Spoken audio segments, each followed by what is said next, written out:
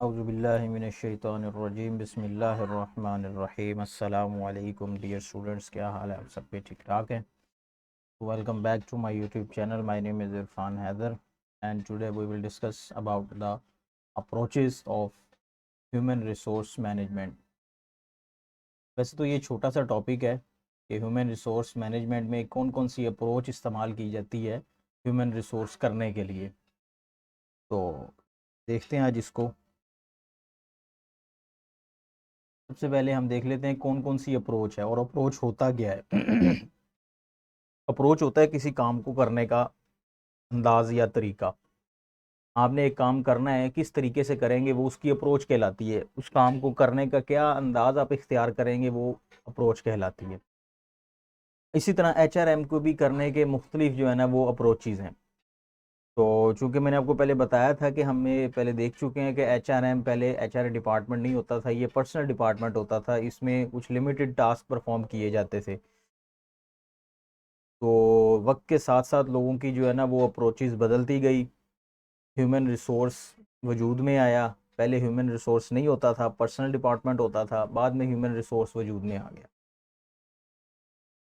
क्योंकि पहले बिजनेसमैन का काम यही होता था कि वो प्रॉफिट अर्न करे और उसका सिर्फ मेन नज़र यही होती थी कि हम जो काम कर रहे हैं हमने अपनी प्रोडक्ट पे फोकस करना है. हम जो चीज़ बना रहे हैं हमने सिर्फ चीज़ पे फोकस करना है, क्या चीज़ हम बना रहे हैं. लेकिन वक्त के साथ साथ नई नई थ्योरी सामने आती गई और उसमें नई नई अप्रोचेज आप कह लें सामने आ गई. उसमें एक HRM भी टर्म सामने आ गई. उन्होंने कहा जी आप आपके पास जो एम्प्लॉयज़ हैं, ह्यूमन रिसोर्स है, उसको कैसे आप मैनेज करें कि आप अपना प्रॉफिट मैक्सिमाइज कर सकते हैं. तो शुरू में जब HRM वजूद में आया तो वो इस तरह नहीं था. HRM वजूद में आया, उसकी कुछ अप्रोचेज़ थी, कुछ मुख्तलिफ अशकाल थी उसकी, जैसे आप कह लें.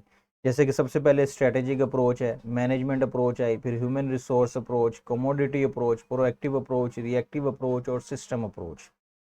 ये सारी अप्रोचेस किसकी हैं? HRM करने की, ह्यूमन को अपने ह्यूमन रिसोर्स को मैनेज करने की ये सारी क्या है अप्रोचेज़ हैं.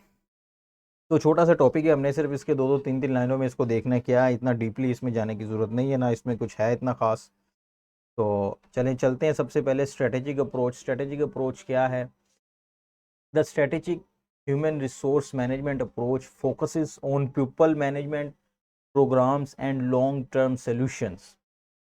अब इस अप्रोच के तहत ये कहा जाता है कि जो ह्यूमन रिसोर्स है किसी भी कंपनी की, ऑर्गेनाइजेशन की, जो उसका वर्क फोर्स है, काम करने वाले जो लोग हैं, जो टैलेंटेड लोग हैं या जो वर्क फोर्स है उनकी, उस पे अपना फोकस करें, उसको किसी स्ट्रेटजी के तहत इस्तेमाल करें. ऐसे ही नहीं है कि मतलब आप बस कंपनी बना दी और कंपनी बनाने के बाद अपनी प्रोडक्ट पे आपने फोकस किया और प्रोडक्ट बनानी शुरू कर दी और आपने बिजनेस अपना रन कर लिया. ऐसे नहीं होता. जब भी कोई बिजनेस रन किया जाता है उसमें एक स्ट्रेटेजिक अप्रोच ये कहती है कि आपने अपने ह्यूमन रिसोर्स को कितने अच्छे तरीके से मैनेज करना है. क्योंकि ह्यूमन रिसोर्स ही हैं जो आपका सबसे पहला कंपेटिटिव एडवांटेज बनता है.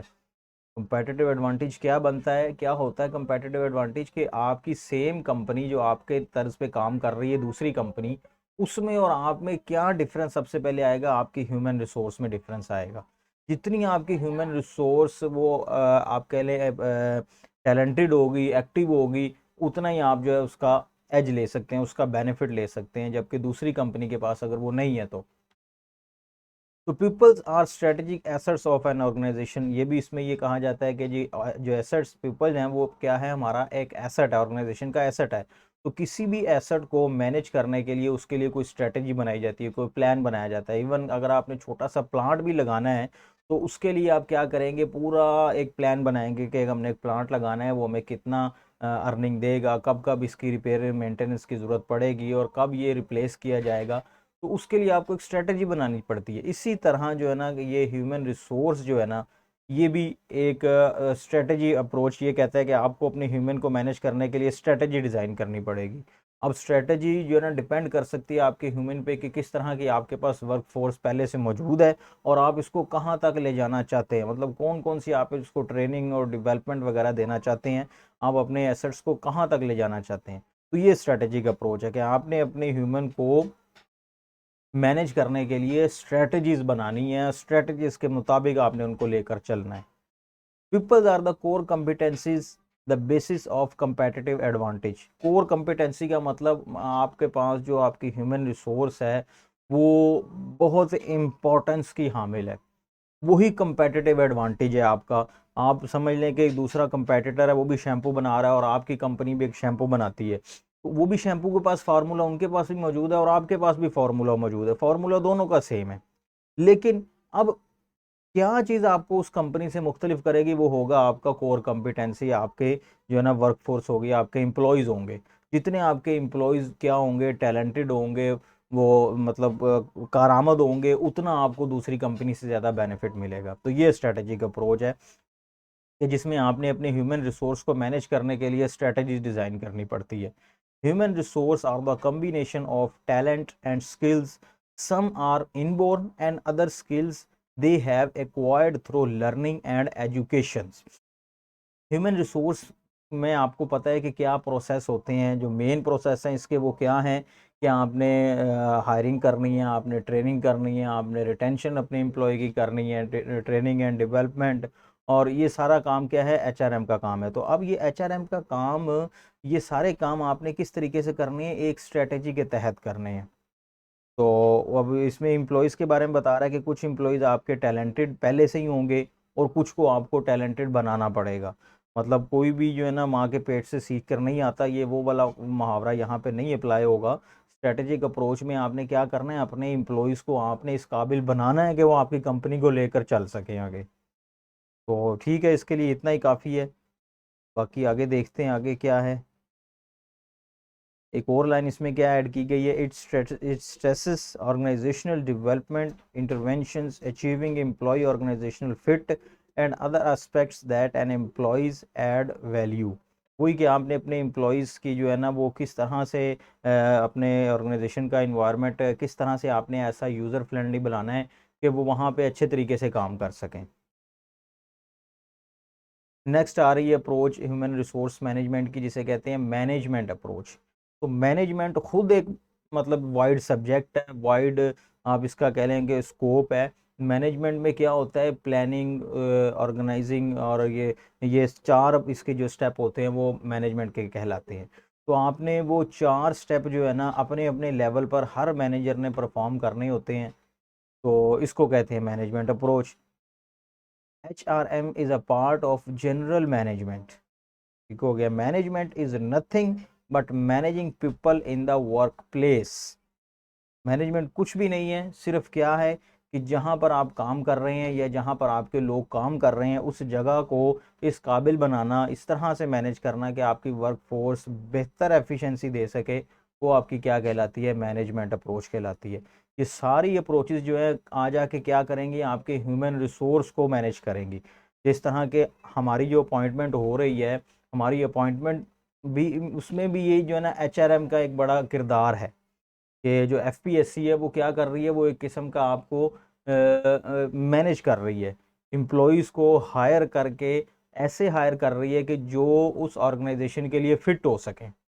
वो ऐसे एम्प्लॉयज़ को हायर करके उनको एफबीआर को देगी ताकि जो उनका काम है वो अच्छे अंदाज से लिया जा सके। मैनेजमेंट अप्रोच में क्या होता है, हर मैनेजर अपने लेवल पर काम कर रहा होता है। Managers at all levels are responsible for managing their employees और subordinates.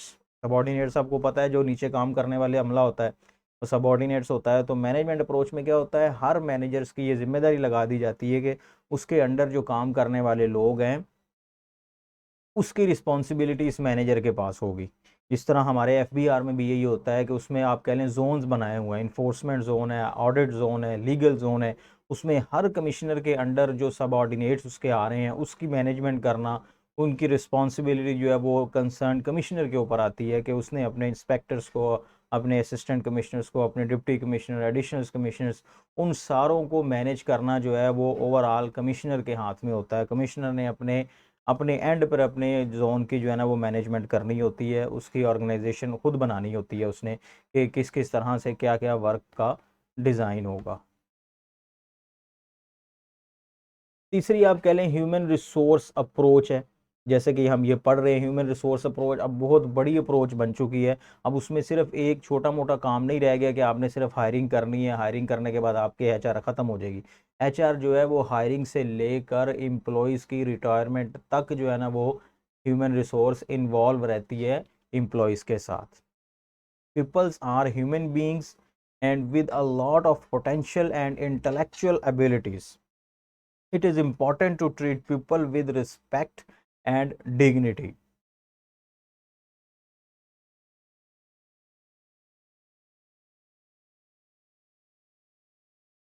Commodity approach, commodity approach, commodity किसे कहते हैं? चीज़ को, प्रोडक्ट को कमोडिटी आप कह लें। तो इस अप्रोच के तहत ये सिखाया जाता है या इस अप्रोच के तहत ये ज्यूम किया जाता है कि आपकी जो एम्प्लॉयज़ हैं वो आपके लिए कमोडिटी हैं। आपने उनको रायगा नहीं जाने देना। ये सिर्फ ये नहीं कि आपने उनको सैलरी देनी है और 9 से 5 तक आपने उनसे काम करवाना है। नहीं, काम करवाना है, लेकिन किस तरीके से काम करवाना है, उस उनको एज़ आपने प्रोडक्ट ट्रीट करना है कि वो आपकी कंपनी का बहुत इंपॉर्टेंट हिस्सा है, बहुत इंपॉर्टेंट एसेट है आपके लिए। तो पीपल्स आर कमोडिटी। ये अप्रोच कहती है कि आपने पीपल्स को क्या करना है, अपनी कमोडिटी ट्रीट करना है। They are viewed as a cog of a machine. People can be hired and fired through the money. ठीक हो गया कि पैसे, नेमुल बदल जो है ना, पैसे के जरिए आपने लोगों को हायर या फायर करना है। जो एम्प्लॉय ज़्यादा पैसा दे रहा है आपको, उसको रख ले, जो नहीं दे रहा उसको आप फायर कर दें। देने का मतलब कि उस वो किस तरह का काम आपके लिए सर अंजाम दे रहा है। It is the money that matter most. There is a saying, money is sweeter than honey. This approach views the people as economic man. तो इस अप्रोच के तहत आपका हर एम्प्लॉय जो है ना, ऑर्गेनाइजेशन अपने हर एम्प्लॉय की प्रोडक्टिविटी को देखती है कि हर एम्प्लॉय जो है वो अपनी जिस सीट पे मौजूद है वो क्या प्रोड्यूस कर रहा है, उसकी प्रोडक्टिविटी क्या है। तो इस अंदाज से अगर आप एम्प्लॉय को देखेंगे तो भी आप एम्प्लॉय को वन बाय वन आपको मैनेज करना उनको आसान हो जाएगा। प्रोएक्टिव अप्रोच, प्रोएक्टिव जैसे कि नाम से ही पता लग रहा है कि कुछ होने से पहले ही आप एक्टिव हैं और आपने कुछ होने से पहले ही डिसीजन ले लिया हुआ है, उसको कहते हैं आपकी प्रोएक्टिव अप्रोच। ह्यूमन रिसोर्स को आपने पहले से ही ऐसा मेंटेन करना है या ऐसे उनकी ट्रेनिंग डेवलपमेंट करनी है कि आपकी ऑर्गेनाइजेशन में कल को आने वाले जो मसले मसाइल हैं उन्हें वो अपनी सीट पे डील कर सके। HR manager must anticipate the challenges or problems before they arises. Prevention is better than cure, यानी कि इलाज बेहतर है, एहतियात बेहतर है इलाज से। The proactive approach will save companies considerable time and money in the short and long run। ये आगे एक वो है ड्रकर है, PF ड्रकर है, उसने क्या कहा था, rightly highlighted that importance of proactive approach. उसने कहा कि आप पहले ही जो है ना वो काम कर लें। पहले से क्या मुराद कि अब मिसाल के तौर पे हम इसको FBR के कॉन्टेक्स्ट में देखें, तो इकोनॉमी के कॉन्टेक्स्ट में देखें, हम एज अ इंस्पेक्टर के अप्रोच इसको उसमें ढाल के देखें, तो क्या होगा कि अब नए नए जो है ना बिजनेसेस ओपन हो रहे हैं। और नए नए बिजनेस ओपन होने का मतलब कि लोगों की नई नई जो है ना वो अप्रोचेज आ रही हैं। तो आपने उसमें से किस तरह से टैक्स कलेक्ट करना है या कितने अच्छे तरीके से आप जो है ना वो कस्टमर को डील कर सकते हैं कि ताकि वो टैक्स अच्छे तरीके से आपको दे सके। तो ये आप कह लें एक प्रोएक्टिव की एग्जांपल आप कह सकते हैं कि कुछ होने से पहले ही आपने अपने एम्प्लॉयज़ को ऐसा ट्रेंड किया हुआ है कि वो कल को जब वो मसला ओपन होगा तो हमारे जो एम्प्लॉई हैं उसको पहले से ही डील कर सकते हैं। He argues in the perfect world, every startup would take the proactive approach and build their company from the beginning by identifying not only the mission, vision, value, goals, objective, etc. ये क्या है, ये mission statement है। जब भी कोई organisation बनती है उसकी एक मिशन स्टेटमेंट होती है, एक विजन स्टेटमेंट होती है, उसकी वैल्यूज़ होती हैं, उसका कुछ गोल होता है और गोल को हासिल करने के लिए उनके छोटे छोटे क्या होते हैं, ऑब्जेक्टिव होते हैं। तो हर जो भी कंपनी प्रोएक्टिव अप्रोच को इस्तेमाल करती होगी उसकी ये सारी चीज़ें पहले से डिज़ाइन होंगी, उसकी ये सारी चीज़ें पहले से तयशुदा होंगी और उसकी हर स्ट्रेटजी, हर प्लान जो होगा वो इन इन चारों चीज़ों, पांचों चीज़ों के अंदर मूव होकर ही आगे जाएगा। मतलब उसकी हर स्ट्रेटजी प्लान से उसकी मिशन, विजन स्टेटमेंट, उसकी वैल्यूज़, गोल जो हैं वो सारे झलक रहे होंगे, क्योंकि वो एक प्रोएक्टिव अप्रोच उन्होंने इस्तेमाल की है और फिर जाके उन्होंने अपनी कंपनी को मार्ज़ वजूद में लेकर आए हैं, कंपनी को उन्होंने बिल्डअप किया है। But will determine where they want to go the short and long term and build a holistic aligned organizational beginning at the founder level where they can attract, hire, retain top talent to them where they want to go। मतलब ये सारी चीज़ें पहले से उनके पास design होती हैं। Reactive approach, reactive कह लें, रिएक्शन से है कि एक काम हो गया उसके बाद आपने जो है ना डिसीजन लिया, उसके बाद आपने मेजरमेंट्स ली, तो वो आप कह लें रिएक्टिव अप्रोच है। It occurs when decision maker respond to problems. If efforts are reactive only, problems may be compounded, opportunities may be missed, and organization may suffer loss। तो इसको अगर आप अपनी पर्सनल लाइफ में भी देखें कि भाई आपने पहले से कुछ सोच समझ के काम रखा ही नहीं था, जब आपके सर पे पड़ी है तब आपने इसको काम करना शुरू कर दिया, तो ये आप कह लें कि रिएक्टिव अप्रोच इसकी कहलाती है। Companies may lose time and money if they take a reactive approach। जैसा कि साफ पता लग रहा है कि अगर वो रिएक्टिव अप्रोच करेगा तो वो मोस्टली उसको लॉस ही सफ़र करना पड़ेगा। लास्ट इसकी आ रही है सिस्टम अप्रोच। सिस्टम अप्रोच में क्या कहता है? System is a set of, सबसे पहले सिस्टम को समझ लें। सिस्टम कहता है is a set of interrelated but separate elements और parts working together for a common goal. System कहते हैं ग्रुप ऑफ एलिमेंट्स होगा, वो मिलकर कोई एक गोल को अचीव करने के लिए काम करेगा, उसको कहते हैं सिस्टम। जिस तरह आप कह लें कि ये एफबीआर का सिस्टम है। एफबीआर का सिस्टम से क्या मुराद है? इसमें मुख्तलिफ लोग मिलकर काम कर रहे हैं लेकिन सारों का एक ही गोल है, टैक्स की कलेक्शन। तो ये आप कह लें एफबीआर एक सिस्टम है। अब एचआरएम को भी आपने एज अ सिस्टम ट्रीट करना है, ठीक हो गया? एचआरएम को आप क्या करेंगे? एज अ सिस्टम ट्रीट करेंगे, तब जाके आप एचआरएम से अच्छा जो है ना वो आउटपुट ले सकेंगे उससे। सिस्टम में क्या होता है? इनपुट डाली जाती है, उसकी प्रोसेसिंग होती है, उसके बाद उसकी आउटपुट आ जाती है।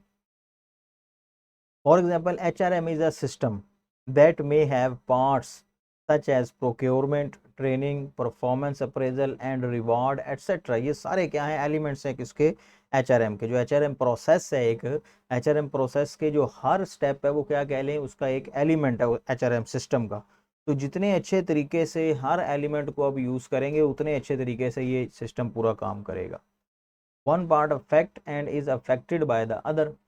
एक ठीक होगा तो अगला ठीक होगा। आपने अगर भर्तियां करनी है, ये भर्तियां कर रहे हैं, रिक्रूटमेंट कर रहे हैं, अगर रिक्रूटमेंट ही ठीक नहीं होगी तो आगे सिस्टम कैसे चलेगा? एक बंदा होने चाहिए टैक्स का, वो टैक्स का बंदा नहीं, वो इकोनॉमिक्स का बंदा ले आते हैं, वो इंग्लिश का मैथ्स का बंदा ले आते हैं, तो आगे सिस्टम कैसे चलेगा? एफबीआर का तो काम है टैक्स कलेक्ट करना, टैक्स की कैलकुलेशन करना। अब जिस बंदे को आपने हायर कर लिया वो टैक्स का है ही नहीं बंदा, तो वो उसके लिए भी परेशानी रहेगी, और जब तक वो ऑर्गेनाइजेशन में रहेगा ऑर्गेनाइजेशन उससे अच्छा आउटपुट नहीं हासिल कर सकेगी। तो ये एक छोटी सी जो है ना एक प्रेजेंटेशन मैंने बनाई थी, उम्मीद है आपको पसंद आ गई होगी। तो अगर नहीं पसंद आई तो आप इसको दोबारा देख लें, इसमें कोई इतना ख़ास नहीं है, एक थ्योरेटिकल सा सब्जेक्ट था, मतलब सूखा सा बोर सा सब्जेक्ट है। तो बाकी इंशाल्लाह नेक्स्ट में देखता हूँ आप क्या क्या करना है। ऑलमोस्ट आपका सिलेबस जो है ना काफ़ी हद तक कंप्लीट हो चुका है। तो जी तब तक के लिए मुझे इजाज़त दीजिए, अपना ख्याल रखिएगा जनाब। अल्लाह हाफ़िज़।